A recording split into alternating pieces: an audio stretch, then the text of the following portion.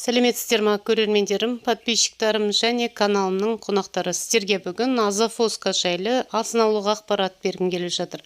Азофосканы өте жиі қолданып жатамыз.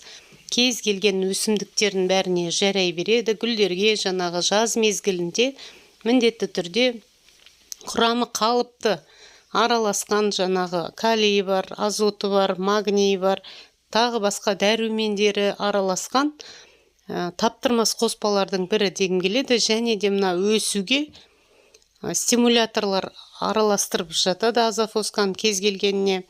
Осындай қалыпта кебу түрде өсімдіктердің жанына айына бір рет азыналық көлемде салып қойсақ болады. Суғарған сайын керекті көлемде жаңағы кез келген қоспасын өсімдігіміз өзі сіңіріп алып жатады. Енді анықтап айтатын болсам, кішкентай қасықтың ұшымен десем, жарты кішкентай қасықпен жарты қасық салсақ жеткілікті кез келген өсімдіктердің бәріне.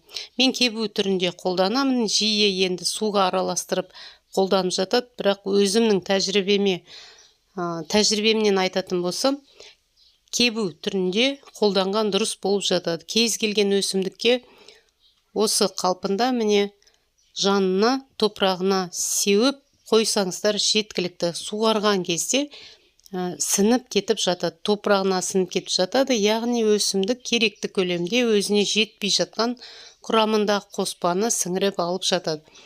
Кез келген өсімдікке қолдана берсек болады.